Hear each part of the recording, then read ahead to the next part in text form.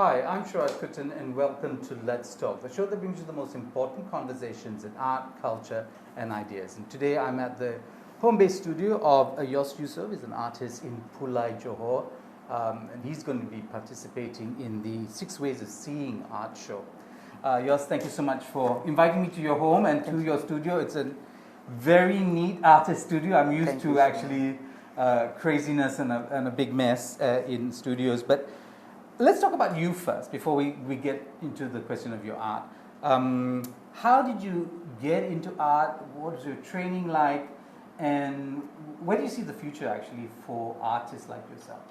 Okay, actually, I started to do art, active and participating since 2011, I think. I never have a really, official education of fine arts because I graduated in diploma in fashion. Right, but I understand you wanted to do fine art. Yeah, you were true. given the fashion course. True. And then I decided, just go on with the fashion, and making art is just my hobby at the first. But I think it makes money. It makes money with art, and I found interest of making an art. It's more than being a fashion designer or working in fashion industry itself. Right.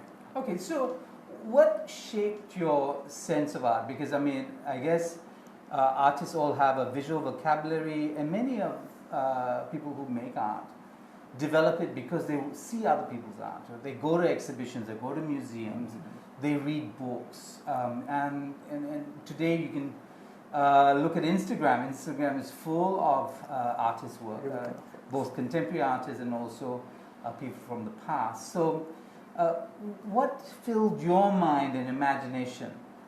I think, do you mean when it comes to creating art, what's my inspiration, something like that? That's right, your inspiration or things you wanted to emulate? Yeah, I think I have a really tough time. My family is not really a broken family or something.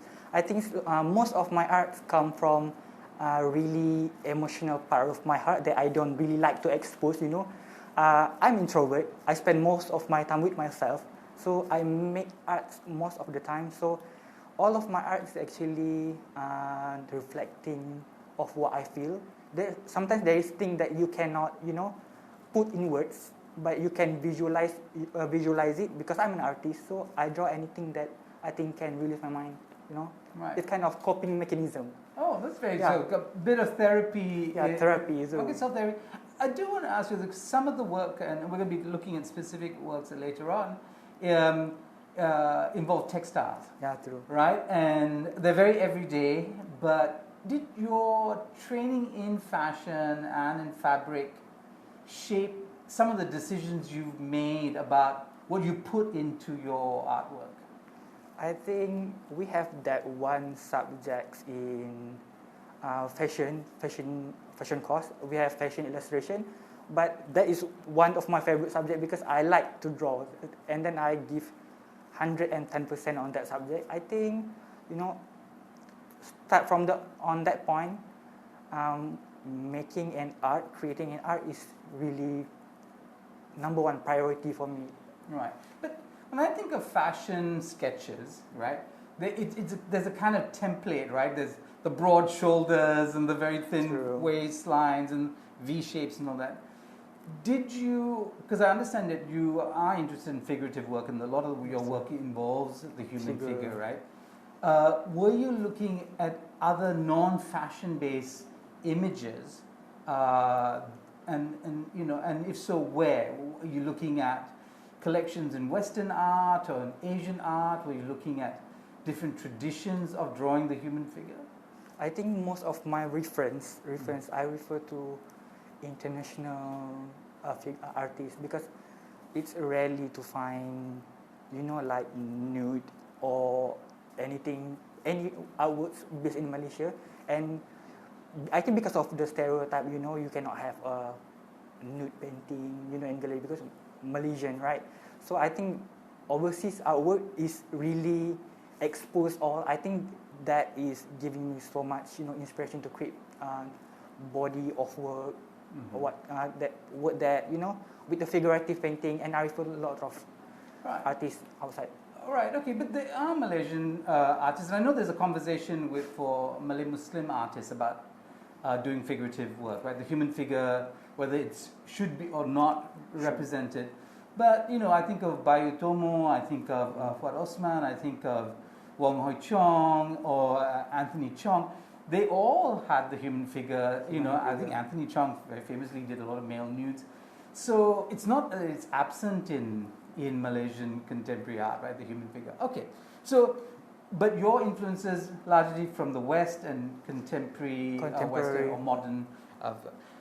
Okay, so when you graduate and you were coming out, at that point, did you see yourself as a working artist or not? And how did you get into the gallery system? How did you get into thinking about,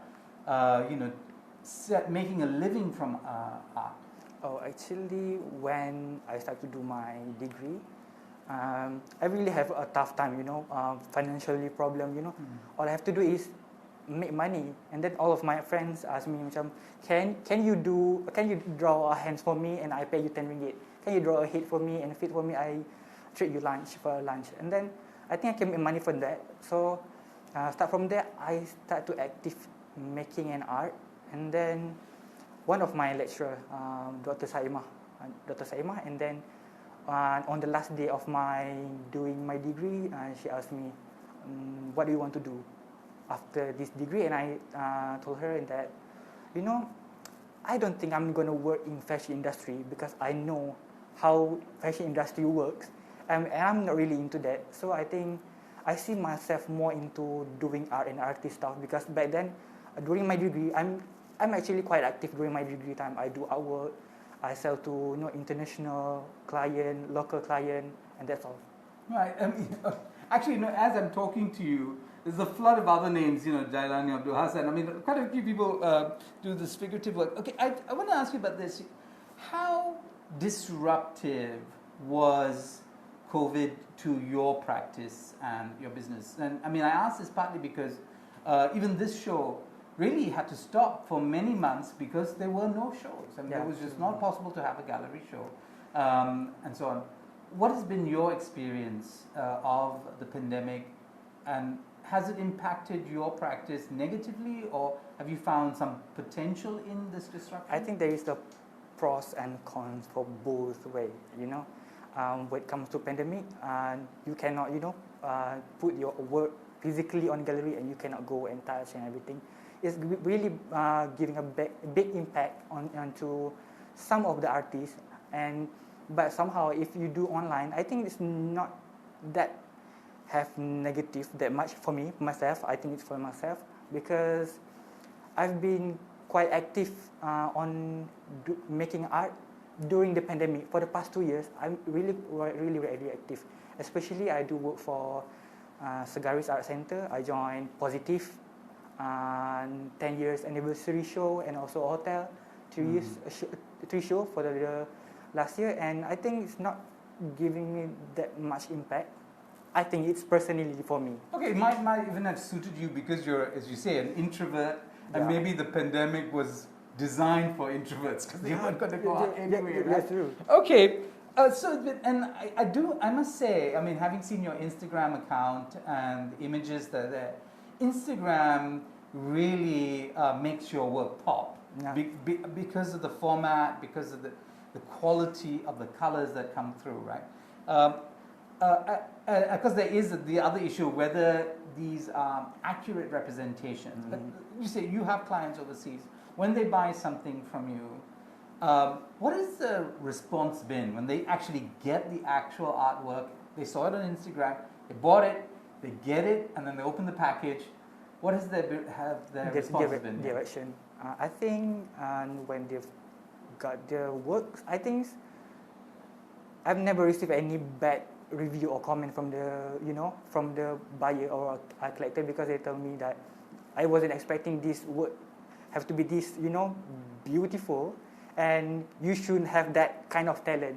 It's illegal for you, to have that to have that kind of talent. I think most of the time the review it's good. Okay. I ask this partly because the issue of the surface, right, and the medium you use. So in that work, Jamrawan is an oil painting, Oil right? painting on canvas. But a lot of your work that first struck me was the work that you do with ballpoint, and both mediums produce a very different effect on the surface, right? When you think about the gallery system versus this kind of direct sales with clients, what has worked for you best? I think what worked for me best. Is it the gallery, or is it the curators and people doing the personal promotions of your work, the professionals? Both. I think both have a good and a bad side. When you sell your works, you will get all 100% money for yourself. But when you put your artwork into a gallery, the gallery will sometimes will take you 30 or up to 50% of the price. And then I think they both have a good side. When you go to gallery, you will get more exposure. But when you do your works online and you sell it yourself, you need a lot of works in terms of promotion, into knowing new artists, into knowing a new buyer. Yeah. Right. So there are things that you. The professional context of the gallery system has its advantages. Yeah, sure. Okay, but there's a direct relationship. Sure. Because sometimes, and I think this is true, artists are really not good business people and don't know how to sell themselves, and aren't always as articulate in words as they are with images, right? And that's just true, I think, all around the world of artists. Okay, we'll take a short break and we'll be back with more on Let's Talk.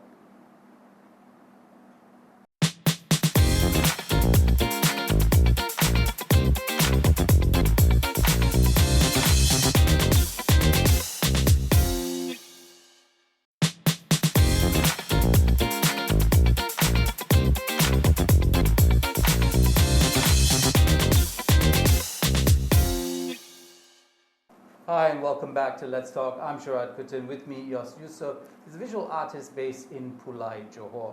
We've been talking about his art practice and some of the challenges that the pandemic has posed for artists in general and him in particular. Let's talk about your work, right? And so we have this beautiful work, Jamrawan, right next to you. Could you help us understand both the concept behind it and also something about your use of oils? Because oils in the tropics is a challenge, and I know very few artists who want to use oils because of the particular challenges that it poses in this tropical climate. All right. Actually, for this series called Jamrawan refers to Malay words. Jam, waktu. Rawan is actually a very old Malay language called means sedih, sedu, or pilu. Yeah. Okay. Jamrawan is actually like a prime time when when you have that kind of pre-mental breakdown time. It's happened actually right before 2 or before 3 a.m. when you can sleep and you all keep overthinking. Right. Yeah, okay. everything is coming back into your mind. The good things and the bad things that happen to you. It's more like overthinking kind of stuff. Right. So this work is really talks with me about the emptiness and the feelings of stuck, suffocated during that time. Yeah.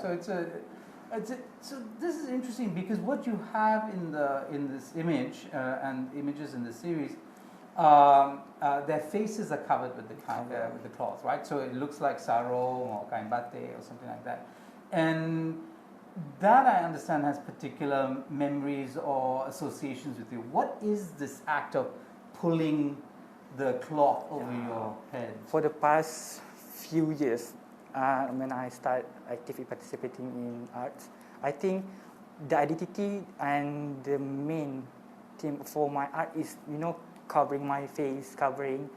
First, as an artist, you have to find your own identity, right? And I think to paint a face, you need to be really specific and particular to get a really good shape of face, to get to make it more realistic. And I don't want to do that. But as an artist, you have to find another way to make it more interesting, but a statement.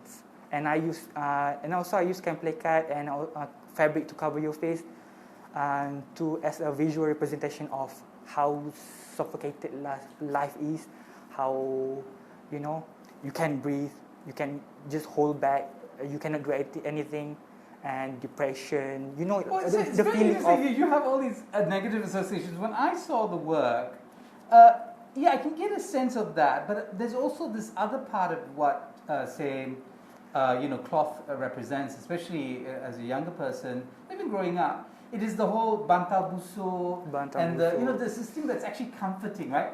Your own smell, not the freshly washed fabric. The scent. But the scent, the human scent that resides in fabric, right? So that is actually very comforting. It's like you create a cocoon, right? Cocoon, So these images are also people creating their own little cocoon of comfort and security. Definitely. So why at this time did you? I mean, you're of course have your own interpretation, your motivations for doing these images. Is it because you are personally going through a period where you are in the state, that you are kind of introspective? Is that why these images are coming out? Yeah, just true. I think it's, like as I said, it comes from really emotional part of my heart that I don't really like to expose, but everybody going through this. So I just want to make this art connected with everyone based on how it's look. When people see it, it's connected. So this one looks so suffocated, look lemas. I don't want it. So my work is connected to the people. So it really represents to me, and my work really represented to me for the past few months of my life. Yeah, my family was tested positive. I have a mental breakdown. Struggled with my masters, moving here financially and everything. But I survived. Right, and you put that into your art. Beautiful. Actually, I want to move on to the work that is very striking because it uses the very humble ballpoint pen. Oil is like the aristocracy of art materials, right? Yeah. The ballpoint pen, very humble. It's everywhere. Everybody uses ballpoint pens, but you use it, and you really use it to such amazing effect. So let's talk about the work 1 a.m. What does 1 a.m. Again suggest? Because maybe describe it a little bit, and we can talk about it. 1 a.m. as I told you, jam rawa refer to sedih, waktu sedih. So 1 a.m. I think is close to me for myself because I think I have a really tough time during 12:30 into 3 a.m. and 4 p.m. into 7 p.m. I think that's really my downtime. So this work is really reflects to what I feel, the feelings of emptiness. Right. Yeah, so that's the why it's scale called. is interesting to me because unlike these works, which are much larger, 1 a.m. is really a really small piece, isn't it? And that is the work that's in the notebook. Right? Yeah, true. It's notebook. So they're tiny little notebooks. Why did you want it so small? Because I use ballpoint pen, and if you want to create, a big work with a ballpoint pen, it takes you, I think, it's century to complete. A 3 by 4 feet. If you want to be detailed, you need to take a long time to complete it. Right. You can make it, but it's not going to be that detailed as I make. Because I make my art is small and I want it to be detailed, so I need to focus on one subject and make it detailed as possible. Right. Okay, let's talk about the next work, Reminiscence. Right. Describe it. Reminiscence is actually why I use a statue as a visual representation of it is because I think humans itself is art. Human make mistakes. The statue itself, with no head, no arms, and no legs. But we learn from our past. But that word is represent of, even the word is not complete, but the past of the statue itself make it complete. The history of itself makes it complete. So we are the source of our completeness. We are the source of our happiness. Right. So we are actually complete. We are ourselves. Right. So you have a message in that. Okay. What about sejarah?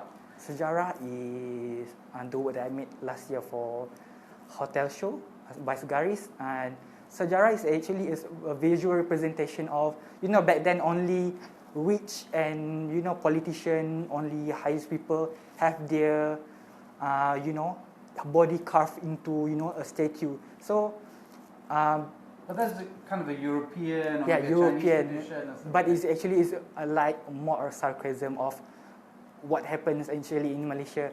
It's kind of playing around with that, that sarcasm. It's actually back then when they have their statue carved, everything happened at the back. We don't know, right? We don't. It's a backbone of the, the people of the rakyat itself. So what they have a statue itself is not bukan daripada dia, not from them, but the rakyat. The rakyat make them look like that. Okay, so I see emerging political commentary in your work as well. Okay, in the last few minutes that we have, let's talk about where do you want to take your art. I mean, as you become a little more successful and you get more visibility, where is it pushing you? Because I'm sure the gallery system or the market puts pressure on artists. It tells artists, or where they might go in order to find a living. And that might not be where you want personally to go, but that's what the market wants. The market loves that, and the market will buy that. Are you being pulled by these forces, and how are you negotiating your relationship to the art market? I think it actually depends on you if you want to do it or not. But as an artist, you want to survive, right? You want to survive, you want to make money, and negotiation with the art gallery is a good thing. So because you want the exposure. You just if you don't want if you want to make the money just for yourself, you just can do it for yourself. But if you want the exposure, you want people to know you better just go to the art gallery to get the more exposure. Right. What I really want to ask about, because I love small works, and I've seen works that are exquisite as well. But there is something a bit crude maybe in the minds of the buyer. Basically, they want more bang for their buck. They want, they're thinking of per square inch on a canvas, and so really particular about that. What do I spend 4,000 ringgit on a work that's small or that's big? And I wonder if scale is something that you have to negotiate with the gallery, or with galleries of the art market. Is there pressure to create bigger works in order to satisfy some people's sense of what is value? True. I think when I worked with Segaris last year, Nizam Rahmat asked me, please do a bigger work. But during that time I do my master. It takes such a really long time to do a ballpoint pen art with big scale of artwork, and I said to him that I don't think I can make it. I can make art, but small pieces, but with 10 with a series with 10 pieces or 7 pieces. At least I don't have that big space, to do a bigger work. So yeah, it is. I know, because I talk to many artists, and I know that there's pressures, and artists have every right to make a living. At the same time, I know artists are deeply individualistic and have their vision, and your vision is gorgeous. It's a gorgeous vision. Thank you so much, Yoss, for being on the show. Thank you so much. I've been speaking to Yoss Yoseff. He's an artist based in Pulai, Johor. That's all we have for Let's Talk this week. I'm Sharaad Kuttan, only for Astro AWANI.